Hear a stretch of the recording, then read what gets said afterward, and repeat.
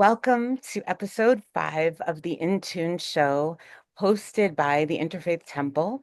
I am Reverend Dr. Samora. I am the director of the temple, and it is my privilege and honor to be here with you today. Today, we have the profound honor of welcoming Reverend Dr. Swami Bhajadananda Saraswati to the show. Swamiji is a Hindu ascetic, priest, educator, and spiritual preceptor who has dedicated his life to the study and practice of Shaktism.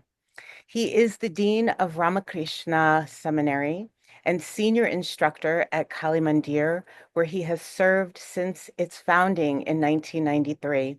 And he currently holds the role of vice president and mahant, which is also a term for head priest or abbot. Born in Mexico and raised in the United States, Swamiji's spiritual journey began in his teens, leading him to meet his guru, His Holiness Param Puja Swami Vishnudevananda Saraswati, who initiated him as a brahmachari in 1993. He later received final monastic ordination in the Dasnami Sannyasi tradition from the Yuna Akara. Swamiji holds a bachelor's degree in religious studies from UC Berkeley and a doctor of ministry degree in applied theology from the esteemed New Seminary for Interfaith Studies. He has also been awarded an honorary Doctor of Divinity degree in Tantra Brahmavidya for his decades of pastoral service. And in addition to his academic achievements, Swami has served as a faculty member in yoga and tantric studies, translated and authored books on spiritual life, and recorded devotional kirtan music. And as a recognized expert in tantric ritual worship of the Mother Goddess, Swamiji's teachings bridge the sacred traditions of Hinduism with deep interfaith wisdom. And his discourses featured across podcasts, YouTube, and even Gaia TV's Yogic Paths. They have inspired countless seekers around the world. And of course, he's also an esteemed lecturer with the New Seminary, where we are also a part of, and he is an alumni. So it is my privilege today to now introduce Swami. Thank you very much. Thank you. A very extreme honor to be with you this morning. I'm here in Laguna Beach, California, overlooking our monastery garden. It's in I don't know what your weather is on the East Coast right now, but we're here. It's a enviable spring morning. Beautiful. Beautiful morning, and very, very happy. We're extremely fond of the New Seminary and the Interfaith Temple, so it's a great honor to be with you. Yes, and luckily spring has sprung here too. So the blooms are I'm not far from Central Park in New York City, and Mm. all of the cherry blossoms are starting to Oh, perk wonderful. up, and it's quite pink, so it's Wonderful. beautiful. So as many of my viewers know, my goal here today is to bring some wisdom from the different faith traditions, but also to talk a bit about how we bring some of these teachings and learnings into what's happening in society today, how to bring some sense of peace and stability or groundedness with all the uncertainty that's happening in the world. So, is there anything that comes from your heart at the moment that you could share on that? Yeah. Well, one of the things that I know is central to the New Seminary's spiritual approach, right, is that is as as the graduates and members go off into their ministries and to be a service to the spiritual service to the world, right? It comes from a place of personal spiritual practice and groundedness in their own tradition, not just belief in their tradition and therefore you can serve other tradition, but of a spiritual practice. So this has been our primary focus. Is there's actually I have a one of my tattoos, right? I have the Sanskrit. I don't know if you can see it here. It's a saying by Swami Vivekananda, who was the first Hindu Swami to come to the West, 1893, one of the founders of the Interfaith phenomenon in the Western world, at the founding moments of it, at the Parliament of Religions. But he kept as a motto for his organizations and his followers to be inspired by. It says Atmano Moksharatam Jagat Hitayacha. Atmano Moksharatam is for our own liberation. Moksha means liberation, salvation, for our own spiritual benefit, right? And Jagat Hitayacha, and for the good of the world. That what we do should be for these two purposes. All our, so our own spiritual practice as well as to benefit the world. And sometimes in our, because of the overwhelming, pressing emergency we seem to be in at all times, especially at now. It seems to be even more pressing right now. The call to some sort of action, to service, to something like that, and something we lose track. We can lose the daily spiritual, how important the daily spiritual practice is, right? And so the balance between that is sometimes complicated. And sometimes we're a little bit this side. Sometimes the call to action is strong. Sometimes the call to meditation and spiritual practice is strong. But here at our temple here in Laguna Beach, a temple I'm at is called Kali Mandir. It's a small Hindu temple. I've been here now 32 years here in Laguna Beach. Um, we keep a very strong foundation of daily worship, daily spiritual practice, daily chanting, meditation, study as the space from which you can serve the larger community, right? So that's very, very important. Um, um, yeah, it's been and right now it seems to be even more important because we can easily get off balance and in the rush, in emergencies when you have to rush, that's also a fact. You have to know when to rush. But we can lose ourselves in it and not have the spiritual strength to be of any real benefit. So it requires spiritual strength. Well, that's been my orientation. Sometimes we feel bad that we wish we could do more, the service aspect of it. But spiritual practice itself is service. It's an example also. One of my gurus, I was with him a couple years ago, and some people came, and there were some political leaders in the village we were in.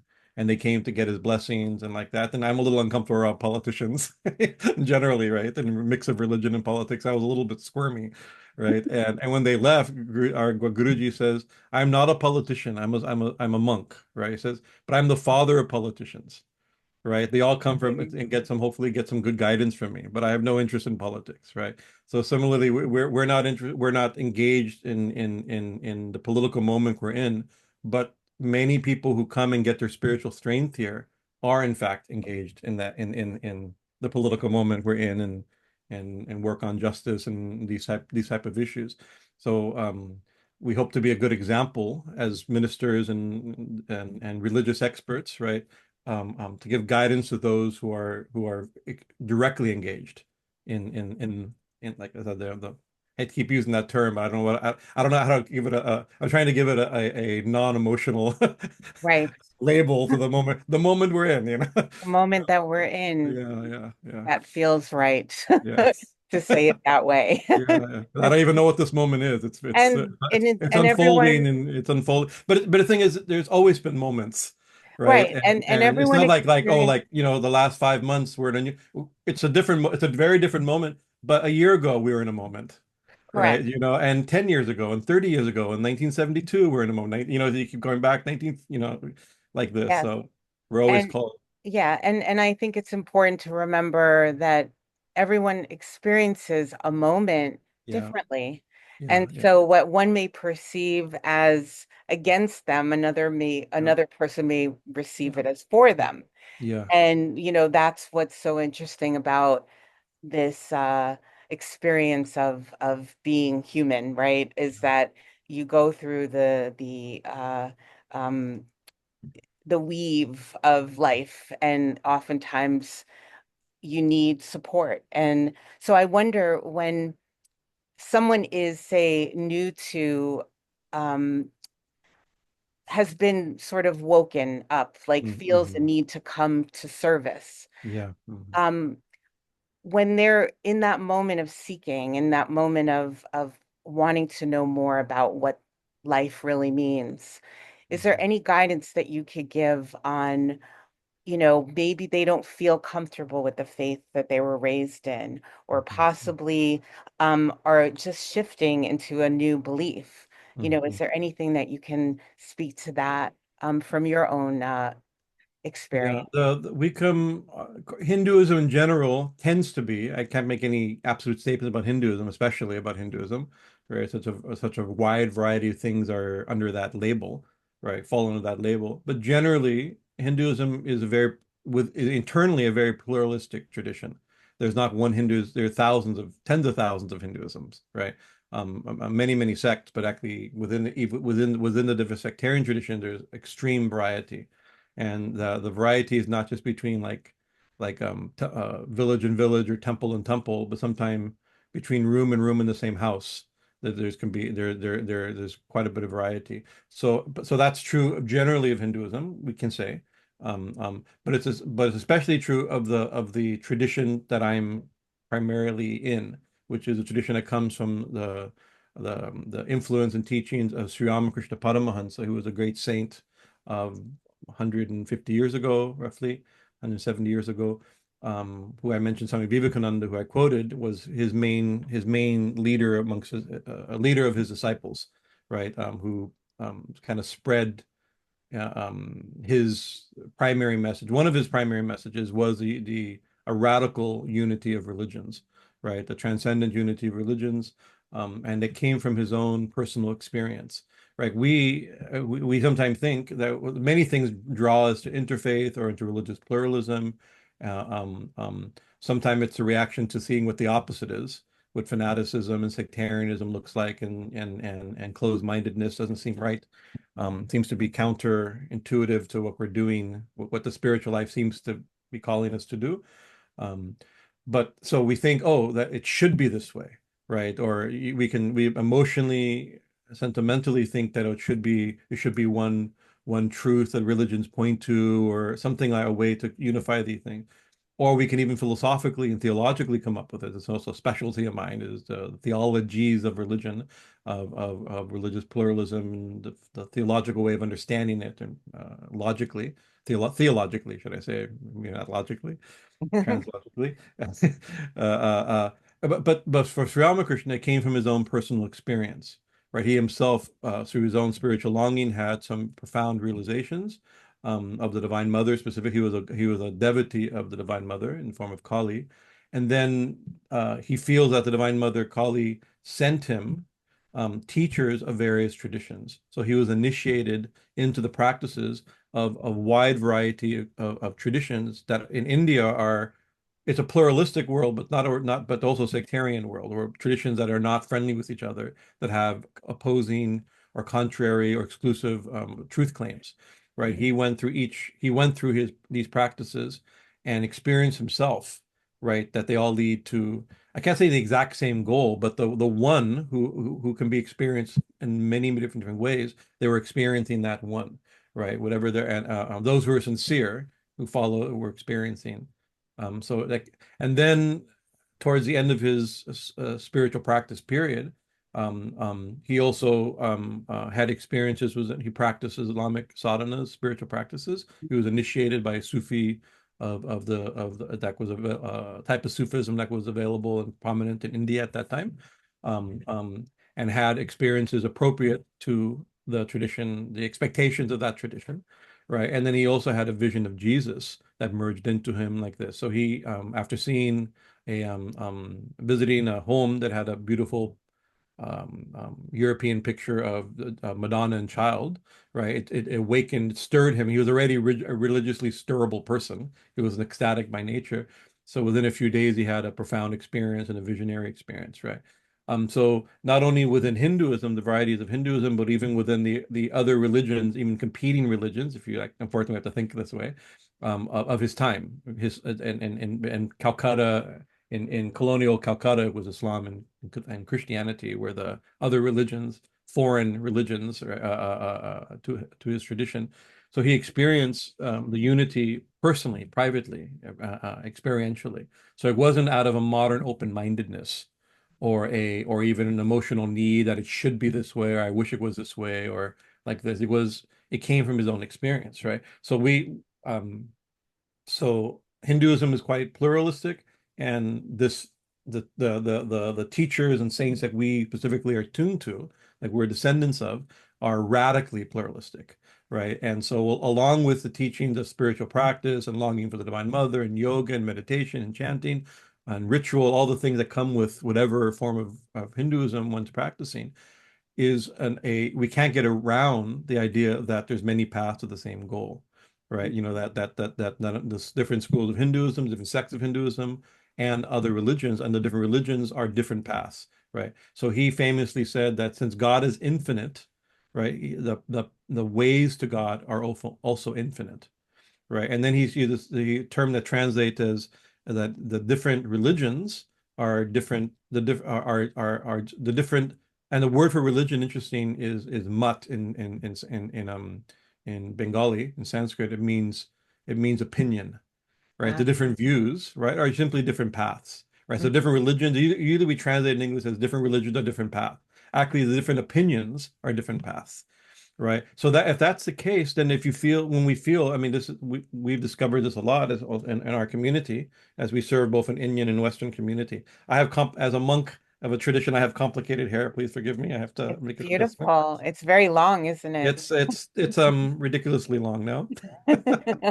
It's actually in our. It's funny. The we call it jutta. The dreadlocks that Hindu monks often wear are the sign that we don't care about our looks or about our hair, right? Anybody in our audience that's had dreadlocks or knows somebody who's had dreadlocks know how much money, how many hours of care, how much it is to look like you don't care about your hair. So it's hopefully it's not out of vanity, but it's out of tradition. And the longer the hair, the longer you've been an ascetic and this type of stuff. So there's also ego involved in it. So please forgive me if So I'm I have to curious. look, I have to look right in the camera after. Yeah, I am curious as we're Yeah. on this topic of Yeah. dreadlocks. Yeah. Yeah. Okay. Is there the same symbolism to Mm. the roots, or Um, what is the significance of the so dreadlocks I'll take a for little you? detour for the dreadlocks in Hinduism, generally, according to the initiations one goes through, sometimes there's different tinctures, different hair. We call it like people shave their head. Like when they enter a monastic order in Catholicism, there'd be certain types of tinctures, they call it, right? The shaving of the head. And a common one in the Brahminical traditions, when one enters, when one comes of age, one ends, like for example, a young boy when he's 12 or something like that, there'll be some ceremonies that are done. They'll be given a sacred thread, taught a certain mantra, and given the authority to begin studying, kind of like studying the Vedas, much like a bar mitzvah gives you start studying and reciting the Torah, like this, something not too similar to that, right? But at that time, the head shaven and a tuft is left. That's the traditional tincture, right? A small, we call, if you see like in modern American culture, the Hare Krishnas Right, would the be Hare so shaved Krishna head. with the That's a little, very ancient. I mean, there's hundreds of thousands, there's millions of people in India that have that done as children, and sometimes priests and monks will keep that hairstyle. And then at the time of our, if we become a sannyasi or a fully renounced monk or a wandering ascetic like that, then the head's shaven complete. That's also cut off. That's the ponytail is a sign of Vedic connection to Vedic authority. That's also cut off, right? One is dead to everything, right? And then and when I did this 6 years ago, when I took this particular initiation, I had very long hair. Also, I have 10 tours long hair. So I shaved my head appropriately. And then I was told by my initiating guru who ordained me, either keep it shaved or let it grow. He said, no fashion cut. No fashion cut. There shouldn't be like this type of stuff, right?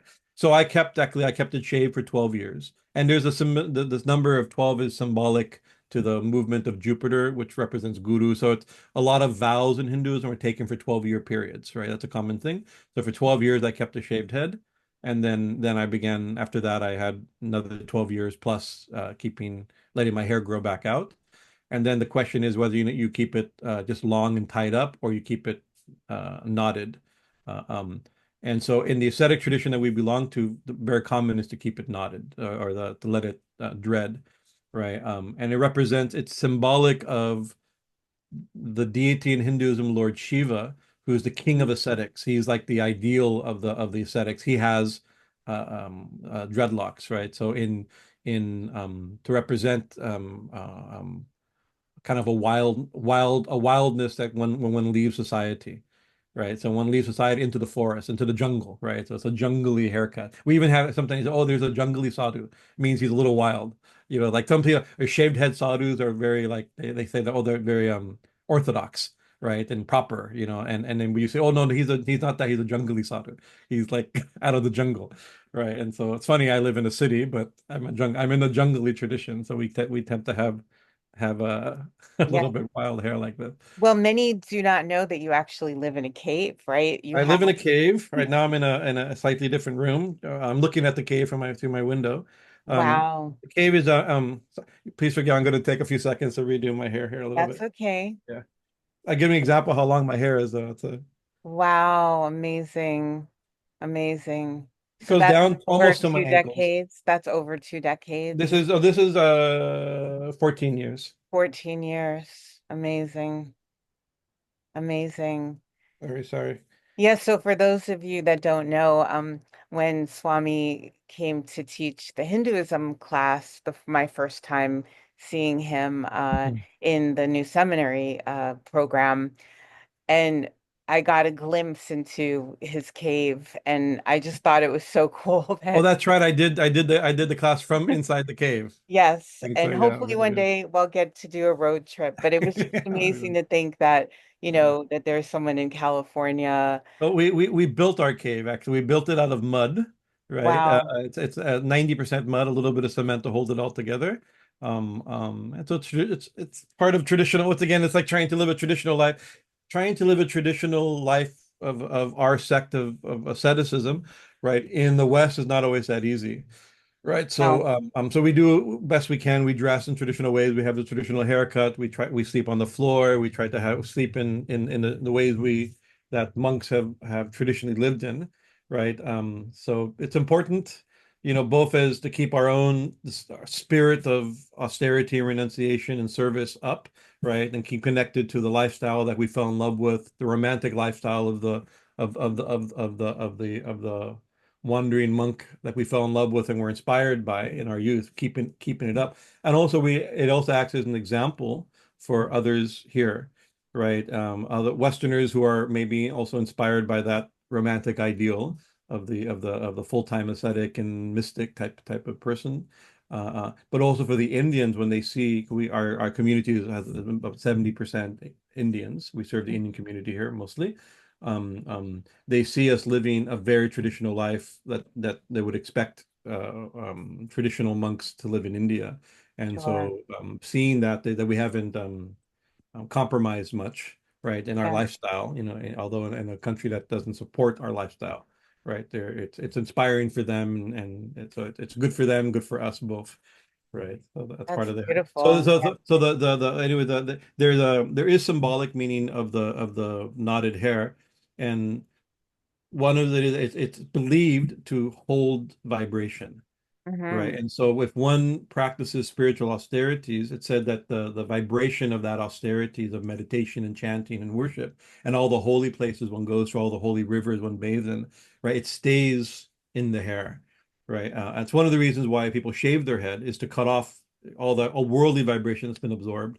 So when you take Sure. initiation, you shave your head and wash that all off and start new. Right. That Sure. type of it's a very like being reborn. And so the jutta or the dreadlocks is believed to hold all the vibration of your spiritual practice and the holy places you've been to. Um, um, and it is a mild austerity by itself, just the upkeep of it and the Hair, social sure. and the also the social critique of it. People, you know, people look at you weird, you know, things like this. So it has it's a type of mild austerity. These aren't the big ones. Right. It's a Haircut shouldn't be your statement main piece. main spiritual practice isn't my haircut, but Right. So I'm yeah. curious, could you talk a bit about your Mm. journey into like I'd love to know, what did that young teen Yeah. boy from did you live in Mexico or did you always So live in the no, States? so I was born in Tijuana in Mexico. My family had immigrated earlier. right? My sister, who's 5 years older, was born in Los Angeles, right? And but due to some health and some legal issues, somebody back in Tijuana needed some help, and so my family temporarily went back to Tijuana to serve some problem in the family, right? Some business and legal issues that had to be untangled, right? Was direct influence. And at that time, my mother got sick during the stress of that moment in the family, right? And couldn't travel. And so I was born. It would have been easier legally, right, to be born in the United States, but I was born in Tijuana. And so I came over at 3 months old. My family moved back to Los Angeles, right?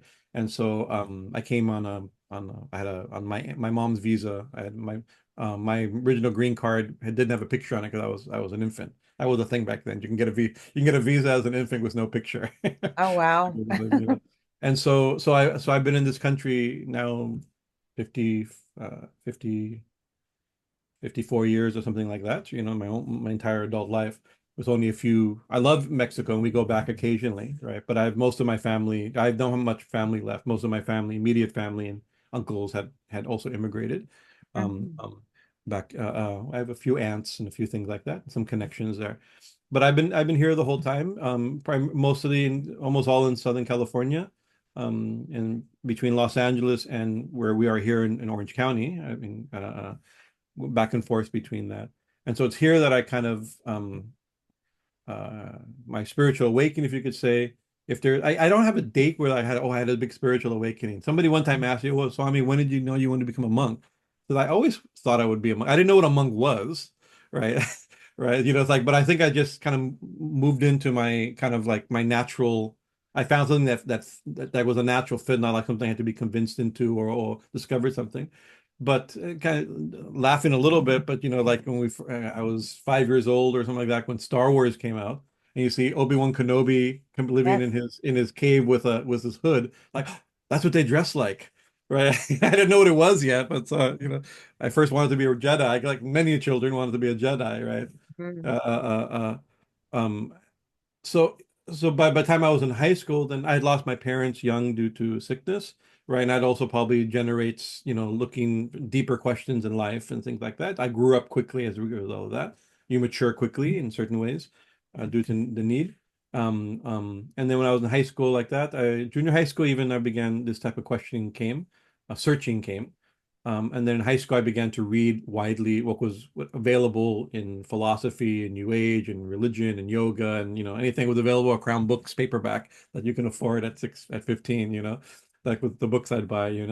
And then early on, I discovered, luckily, I think, by God's grace, I found very good uh, traditions to read, the teachings of Sri Ramakrishna, of Swami Vivekananda.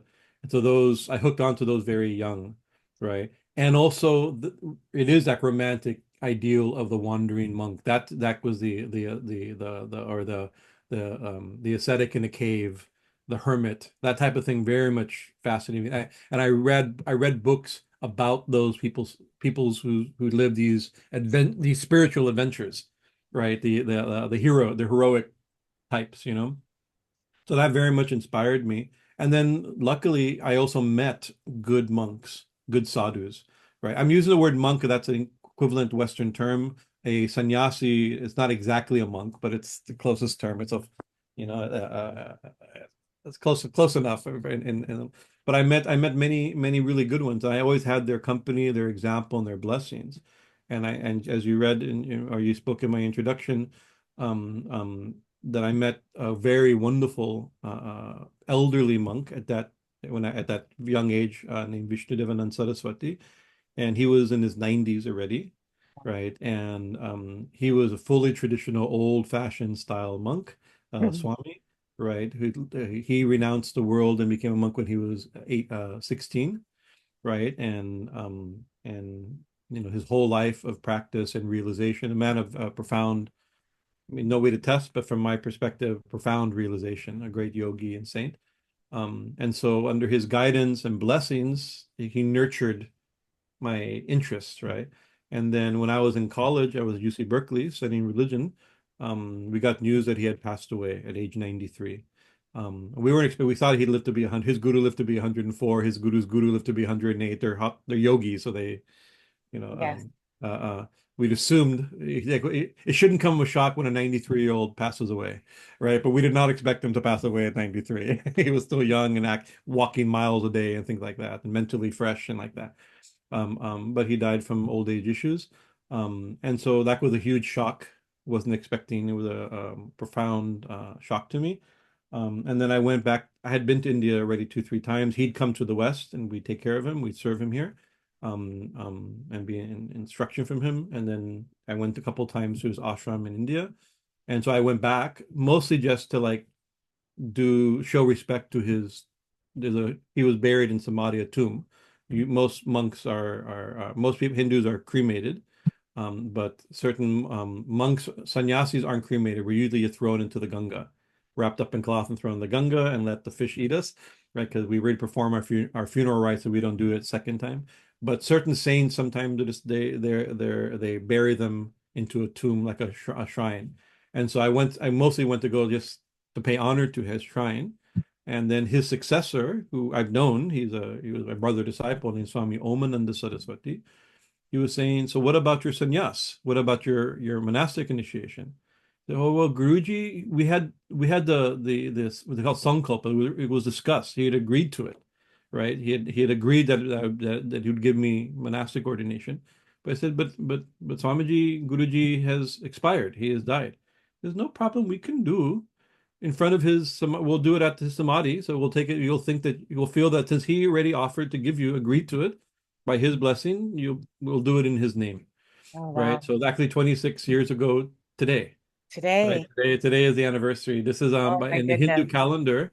This is called Lakshmi Panchami. So it's easy for me to remember. It's a holy day today, Okay. dedicated to the goddess of fortune, right? Yes, This is my Lakshmi. great. I mean, it's been my great fortune. I can think of it that way. The fortune not just doesn't just mean money and health, and it also Sure. means just a great blessing. So I have a great fortune today. It was on that day, and so I was already living a monastic type of life, right, for many years, right. So it was a natural fruition of it. But and then so it helped me. It kept me on a straight path, right. It gave me the weight of tradition and the protection of tradition, both, right. Right. The responsibility of tradition, passing on to living up to a particular tradition and standard. But it also allowed me to be able to, and a certain a better, higher service to the community, um, um, um, um, um, um, and to hopefully inspire and train another generation that may be interested in this full time type of life. So that's been my kind of so my interest, my spiritual interest was young, right? I was a musician. You're also a musician. So Yes. I mean, now I play devotional music all the time, but I was a trained musician in woodwinds in high school and things and into college. And at the time when college started, I was some teachers were pushing me to continue studying music. But I remember one of my music teachers says you gotta practice 10 hours a day even to be mediocre. Right. And I knew I was a decent musician, not a great musician. There's certain, so I was conscious that my life would not be nowadays. I mean, play music hours a day now, right? It is but like trying to make a living as a musician would not be my other interest was religion. So I went into the academic study of religion and to support my own spiritual interests, right? Especially within the realm of religious pluralism and things like this. That's been one of my main interests. But my emphasis was Hinduism and Buddhism, the Asian traditions, Yes. and so both my personal life during these times and my academic study is along the same line. And then a few years back, maybe just before COVID, the COVID period.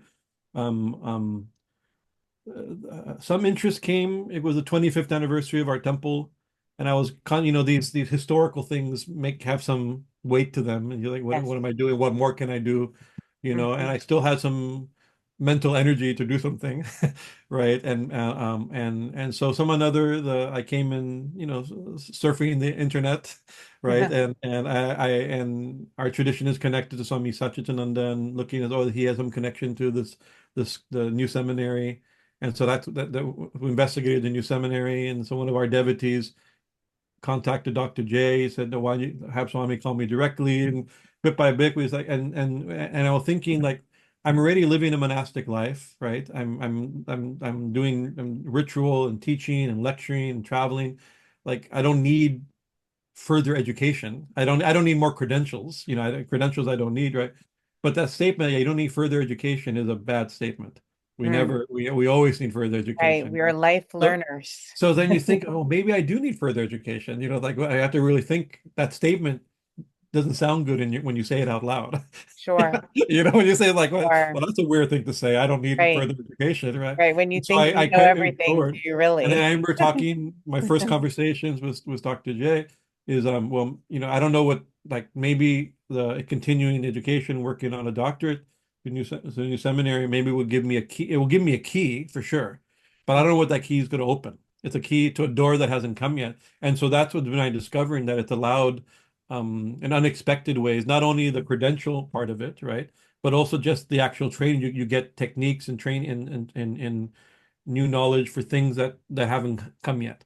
And I found since that time many things of opportunities of service, opportunity to be a benefit, or to know how to react properly have come. So it's been a great blessing. That's been as far as like a most recent uh, uh, um, um, stretching of my own spiritual life, was my encounter with the new seminary and the tradition of the new seminary. Because as a academic, whose focus has been religious pluralism, we think we got this covered, right? But actually, just like what it really means is that we're within our own tradition, and we can theologically justify our pluralistic view that religions are paths to God, right? But Right. it doesn't actually mean encountering or Right. engaging other With religions. It just means that we and have other we're people. just really open-minded, unlike those other religious people. It becomes it's like, well, that's weird too, to say out loud.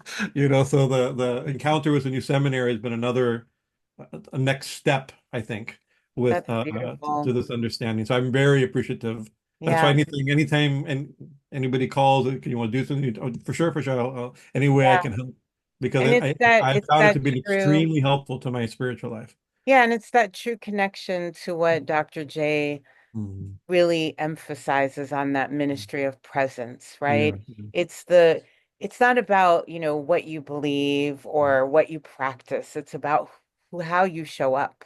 Yeah, yeah, And I think that what's beautiful is that all of us can sit in the room with all of our different experiences and different beliefs yeah, and know that we are on, you know, possibly different paths, but yet we all are made of yeah, the same yeah, essence. yeah, yeah, And, it's beautiful to have you as part of the family. And I know how much you've enriched, so many. And I look forward to how it will continue and will continue to stretch as the yeah, world challenges us to. yeah, I yeah, think, showing up to what is happening in the world is so important as well, to yeah. not just romanticize Hmm. religion or romanticize the idea of, Hmm. what it's like to devote your life to something. Yeah. It's really about how to be in this world Hmm. and also be able to inspire and hopefully bring healing. um, so before we go, I would Hmm. love to know, there's many people that practice yoga. There's many, it's been westernized. A lot of people have brought these, you know, ideas of what yoga is over to America and to the Western countries. I would just love to know what you could share that's really key to being respectful to what it actually means and how to bring, if you are a person that practices or is interested in it, how to bring the spiritual aspect into that practice and also bring that connection to the daily life that we live. What would you say to that? Yeah, yoga is interesting. And of course, we know that yoga is I mean, I used to have the numbers in my head. I haven't thought of it, but I mean, how many, what a multi-billion dollar industry, I think, right? Oh, Like yes. it's become I've done I've given short talks on the tradition history of yoga where I had those numbers in my notes. I don't have them It's like that, but okay. it's a It's a bill lot. it's a billion plus dollar industry, we could say like that, right? And now it's very interesting because one of our monks who lives with us, right? He's also an expert yoga teacher.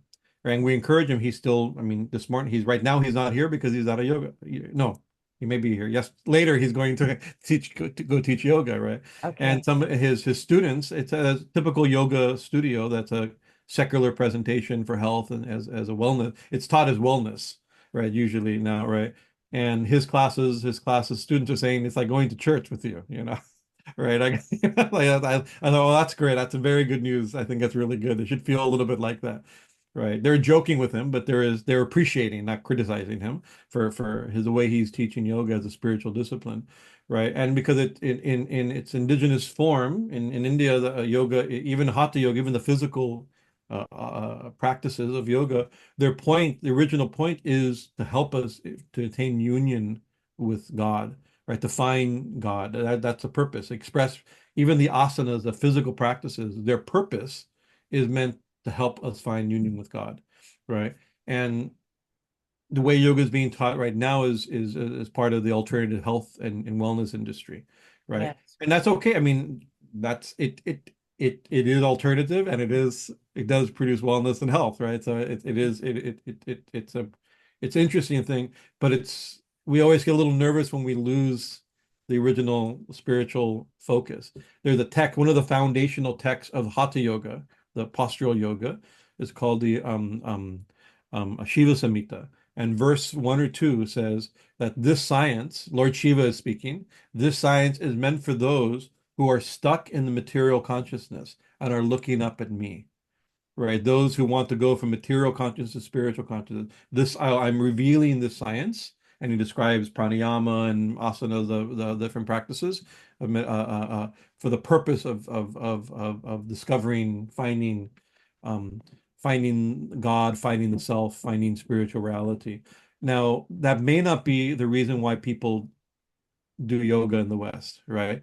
But because the practices are meant for that, right? Even people who do yoga for completely health purposes or even shallow purposes. I want a yoga body or something like that, like that.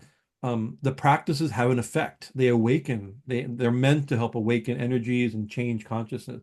So I have found I'm by nature very I'm a cranky old monk that's opinionated in my day, and modern people are doing everything wrong. I have that personality type. I know it's not true. It's just a personality type, right? And so I sometimes will critique loudly to people who don't Mhm. want to hear it, the critique about what's wrong with yoga today, like that. But still, even within the most shallow, if we were to give this value judgment, which I may be dangerous to do, right? Types of yoga practice, they're having spiritual awakenings. It's things are happening. It's not just stretching their back and they're and and they're it's also stretching their minds and their beliefs and people are opening up.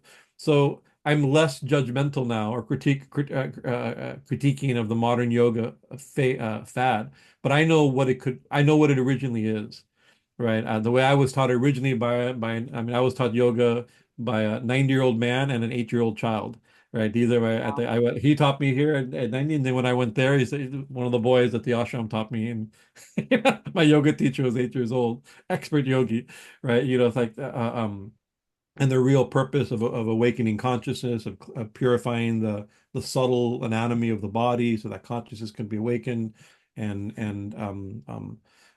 so I know the potential, right? So we encourage people who are practicing, great if you're practicing, right? But those who are interested, if you're ready for something more, there's an infinite level of depth that's possible from yogic Yeah. practice. And hatha yoga is not the only form of yoga, right? It's one amongst many, right? And this one got away from us, right? It used to be a secret. It was controlled by the Nath yogis, a particular sect of India, of very advanced yogis. I know a few not, there's a small sect, they're small in number. We know many traditional not yogis. They're the ones that protected this ancient esoteric practice, right? And somehow or another, in the turn of the century like that, it got away from them. The secret practices became publicly known and projected. So we kind of joke with them, got away from you. There's nothing you can do now. I said, okay, well, they're still practicing in the traditional way. but it's not, it's one of many forms of yoga. And maybe for the West, because maybe it's too stereotypical, oh, we're more physical or more material, therefore we need a material type of yoga. For whatever reason, that's what came, right? And it's powerful and effective. I myself have in my youth practiced a lot of hatha yoga. My focus has moved more into more forms of meditation, devotional ways of yoga. And yoga has many meanings. One of the words meaning of yoga is union, the path of union. So the different forms of yoga are the ways to get union with the divine or union with the self, right? To have that spiritual experience and spiritual realization. So it's a one among hatha yoga, the postural yoga is one amongst many paths, right? And Yeah. it's powerful, but there's other forms, some other forms of meditation, of self-inquiry, and for us, bhakti yoga, for which is my where I'm most at home, right? Where I sit mostly from is the devotional practices of, and that a lot of that is prayer and chanting, singing, and ritual worship, congregational chanting, remembrance of God and remembrance of the stories and of the saints, this type of stuff to keep to awaken a spiritual longing for God, and longing itself is a way of union. Right. So Mm-hmm. that's but so it's hatha yoga is one amongst many. It's beautiful, and however you go in, it's great. Sri Ramakrishna had a great saying that if you eat a chili, right, purposeful because you want to eat chili, or you by accident bite into a chili, your mouth is going to burn, right? So yoga, I think, is like that. Whether you do it consciously for spiritual awakening or you do it for something totally different, you may just get spiritual awakening, right? Yes. That's the Yes. thing. But it's better not to be surprised. I don't like, I love spicy food, but I rather not be surprised by a chili. Sure, You sure. know, so And like to do it consciously. yeah, and I would say the one thing that Yeah. I would say in terms of connecting the yoga community and how they've become more conscious of what they eat, Yeah. how they interact with one another. It seems, you go into the spaces and they're very peaceful. Mm. So, like you said, like even if it's just a little bite of that truth, Yeah. it's doing something, whether they realize it or not. One of my friends, we used to have a joke. It was that growing up, we had like instant water, just add water and mix, right? So it's like instant anything, right? So I sometimes think is anything you add consciousness to and awareness Ah, to, purpose to, it becomes yoga, right? ah, Exercise plus consciousness, hatha yoga, right? love it. Singing plus consciousness is bhakti yoga. It's kirtan. It becomes kirtan, right? Cooking plus bhakti yoga becomes prasadam, right? These are, Love it. study plus consciousness and intention becomes jnana yoga or self-inquiry, right? Anything like this. So you add consciousness, you go into a place where even a not self-consciously or purposely, even sometimes unpurposely non-spiritual yoga center, right? You Yes, go in, it feels different than a place where even like there's one room where Pilates is also a very effective exercise system, right? You attend one room is where Pilates is being taught, another one Hatha yoga is being taught. They feel different, right? yes, I mean, they're both exercise. They're both similar, actually very related. Even historically related, right? But it's really amazing that it does do something, right? yeah. Shifts the It does affect, energy. yeah. Hmm. And it's an intentionality and energy, and these things are revealed. The belief is that these practices are also revealed by sages, right? Just like the Mm, mantras we do are revealed by sages, right? And the deities we meditate upon in Hinduism are revealed by sages. Even the breathing practices and the exercises we do are revealed by sages to have an effect, right? mm, So when we do them, they have an effect. beautiful. That's good. Well, thank you. Thank you for your wisdom and just this beautiful conversation today. And happy anniversary. Thank you, thank you, thank you. Yes, I'm It's a I'm good day great. to contemplate like what if any anniversary or birthday or something like that that makes you conscious of like how lucky and blessed you are to live the type of life Absolutely. you're living. But also it's a puts a little fire underneath you to like you took this life, you did this life for a purpose, right? Hmm. And you have to reassess, Hmm. and get new resolve and new inspiration. So this is already this morning, our minds on this. And first I was thinking when you first suggested this day, like, oh, this is not a good day because it's my sannyasa. I go, this is actually a perfect day, right? Because Yes, you get to vocalize what this is supposed to be about. And so Truly. hopefully we'll inspire myself to, as I say it out loud, Yes. in Is it front of a. appropriate for me to ask, is there a mantra that you do specifically for this day? No, there is not so much there. I mean, on this day I was also given there's initiation into Sure. mantras of the order, right? And Sure. those we don't chant out loud, No, so no, no. I can't like that. But there's no specific mantra, but actually because this is the anniversary of me receiving certain mantras, right? One of my things today is to meditate on those mantras with fresh enthusiasm, right? A renewed enthusiasm, because sometimes even meditation can become habitual, right? Sure. And once again, it's consciousness that makes yoga. So yeah, Sure. like It's to mantras plus refresh. consciousness becomes mantra yoga. Mantra without consciousness is just mumbling something or Sure. thinking something, absent-mindedly, So I will spend the day, hopefully. We have a lot of Hmm. we have some work to do today for the temple and the future of the temple, but it's an opportunity to To refresh. refresh and renew our commitment to our spiritual practices and the tradition and lineage that we belong to. And Yes. also, like the new seminary is also one of our lineages, right? Hmm. So this is very nice because these are all like a river is made of many streams coming together. So the Hmm. river of my life has many streams. So I'm appreciating the major ones that gave me the literally the look and feel of my life, right? But I'm appreciating all the streams that go to make our spiritual life. And so the new Yes. seminary is also one of these important streams. So I'm honored that on this day we're able to have this Yes. conversation. And I'm really honored that you said yes for Mm. today. Good, great, great. Well, thank you so much. And Thank you. Oh, it's been more than a pleasure to be here with you, and hopefully we'll do more in the future. yes, great. And so for anyone who's here, I will put up a slide if you'd like to get in contact with Swami or know more about his ashram and his temple. And for now, we will say namaskaram. Namaskaram, namaskar. Jai Ama. Mhm.